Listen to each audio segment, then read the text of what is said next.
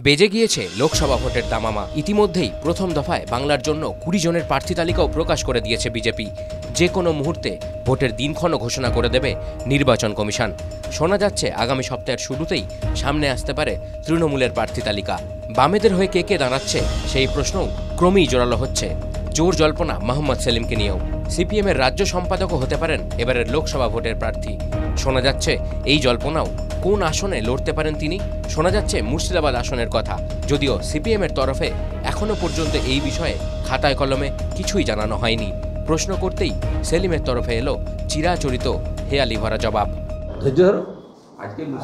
আজকে আমার সারাদিন জেলা কমিটির বৈঠক ছিল, আর সকালে যেহেতু তখন যখন প্রাথমিকভাবে ভাবনা হয়েছিল তখন দাঁড়িয়ে তোমার গিয়ে আনোয়ারুল ইসলাম মারা যায়নি।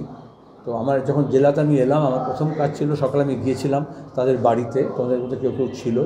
আর তারপরে সব প্রোগ্রামটা আমাদের সম্পাদক মণ্ডল বৈঠক ছিল, জেলা কমিটি বৈঠক ছিল, সেগুলো পেছিয়ে যায়। আর অধীরবাবুর নিশ্চয়ই কোনো প্রোগ্রাম ছিল। আমরা বলেছিলাম যেহেতু এই সময় আমি জেলায় আসছি আর এই সময় উনি যখন জেলায় আছেন তাহলে একটা বৈঠক আলোচনা হতে পারে, দেখা হতে পারে। আর ঠিক হচ্ছে আজকে এরপরে একটা কনভিনিয়েন্ট টাইম অ্যান্ড প্লেস দেখে উনিও দিল্লি যাবেন, তারপর আমরা কথা বলবো। অধীরের কাছে সেলিম প্রসঙ্গ উঠতেই সোজা সাপটা উত্তর দিলেন তিনিও। বললেন যে দাঁড়াতেই পারে, আমি কি বলবো, আমাদের তো সমঝোতা কিছু এখনো ফাইনাল হয়নি। যখন সমঝোতা হবে, যখন আসন ভাগ বাটোয়ারা হবে, তখন এইসব কথা আসবে, এখন আমি বলতে পারবো না। তৃণমূল নেতা আবু তাহের আবার সেলিমকে মুর্শিদাবাদে স্বাগত জানাচ্ছেন। খোঁচা দিয়ে বলছেন, দেখুন আমরা স্বাগত জানাই, কারণ আমরা চাই মোহাম্মদ সেলিম মুর্শিদাবাদ জেলায় আসুক এবং নির্বাচনে প্রতিদ্বন্দ্বিতা করুক। তারপরে মুর্শিদাবাদের মানুষ কিভাবে তাকে আতিথেয়তা দেবে, কিভাবে তাকে বরণ করবে, নির্বাচনের রেজাল্টই তা বুঝিয়ে দেবে।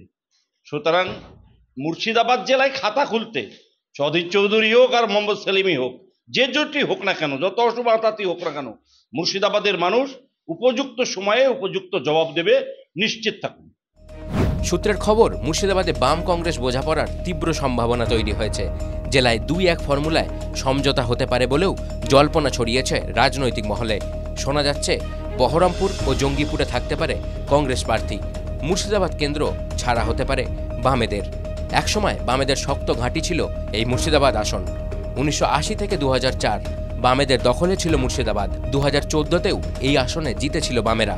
গত কয়েক মাসে মুর্শিদাবাদ লোকসভায় সময় দিয়েছেন সেলিম। এখন তিনি সেখানে দাঁড়ালে বামেরা জিততে পারে কিনা সেটাই দেখার। যদিও সিপিআইএমের মুর্শিদাবাদ জেলা সম্পাদক জামির মোল্লা অবশ্য এই সিদ্ধান্তকে স্বাগতই জানাচ্ছেন। তিনি বলছেন, উনি প্রার্থী হলে তো ভালোই, ওরকম একজন প্রাক্তন সাংসদ প্রার্থী হলে তো খুবই ভালো কথা। TV9 Bangla digital.